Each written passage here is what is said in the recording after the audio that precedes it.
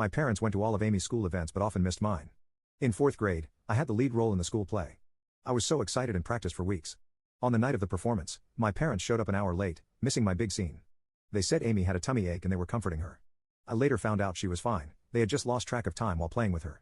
When it came to academics, nothing I did ever seemed good enough. In middle school, I consistently got straight A's, joined the math club, and even won a regional science fair. My parents barely acknowledged these achievements, but when Amy got a B+ on a single test in her weakest subject, they threw her a celebratory dinner and bought her a new phone as motivation to keep improving. High school was particularly tough. I threw myself into every activity I could, hoping to win their approval.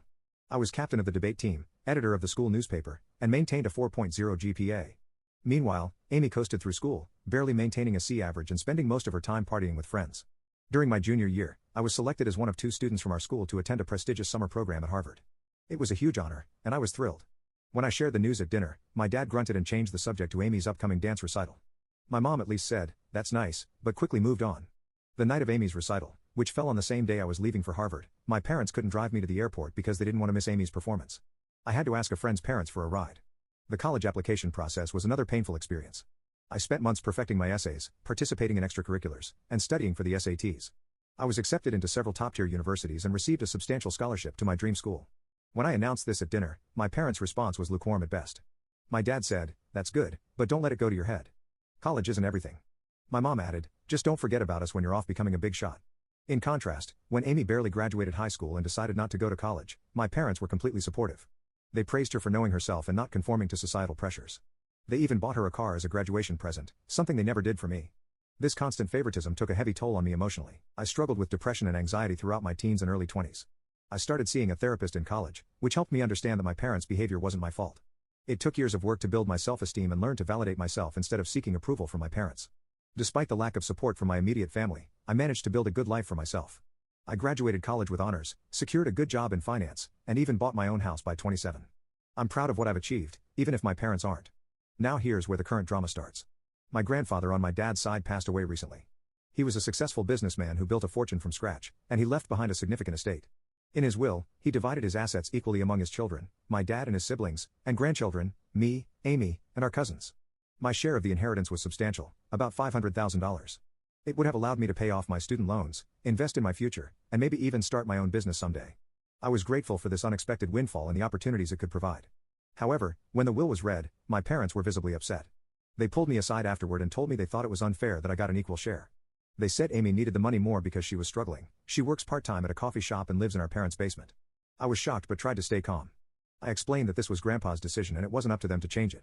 They insisted that I should do the right thing and give my share to Amy.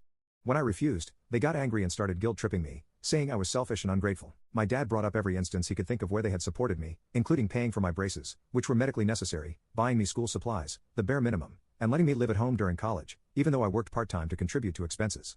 He conveniently forgot about the car they bought Amy, the countless shopping sprees, and the fact that they're still supporting her at 25. The situation escalated quickly. My dad, as the executor of the will, decided to take matters into his own hands. He announced that he was going to reinterpret Grandpa's wishes and give my entire share to Amy on top of her own inheritance. He claimed this is what Grandpa would have wanted if he had known our individual circumstances. I was devastated. Not only was this clearly illegal, but it was also a painful reminder of how little my parents valued me. I tried to reason with them, pointing out that Grandpa had always treated all his grandchildren equally and that he was well aware of our situations. My mom then accused me of speaking ill of the dead by suggesting Grandpa would have wanted anything different from what my dad was proposing. I brought up specific memories of Grandpa encouraging my academic and career pursuits, but my parents dismissed these as misunderstandings. They claimed Grandpa had privately expressed concern about Amy's future and had wanted to ensure she was taken care of. When I asked why he hadn't just written the will that way, they didn't have an answer. Amy, for her part, seemed uncomfortable with the situation but didn't speak up against our parents.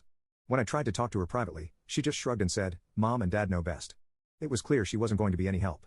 Feeling hurt and betrayed, I reached out to my paternal grandmother, Grandpa's widow, for advice. She was furious when she heard what was happening. She told me that this was absolutely not what Grandpa had intended and that my parents had no right to change the will. Grandma shared some information that shed new light on the situation. Apparently, my parents had approached Grandpa a few years ago asking him to leave everything to Amy in his will. Grandpa had firmly refused, stating that he believed in treating all his grandchildren equally. He had even added a clause to his will stating that anyone who contested the equal distribution would forfeit their share. Armed with this information, I confronted my parents. They were shocked that Grandma had told me about their previous attempt to influence the will. My dad tried to justify it by saying they were just looking out for Amy's future, but I could see the guilt on their faces. Grandma took action immediately.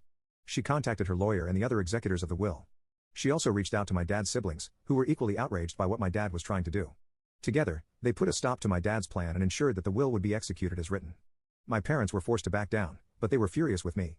They accused me of turning the family against them and said I should have handled this in-house instead of involving others. Now you can check for a part 2 by pressing share and more.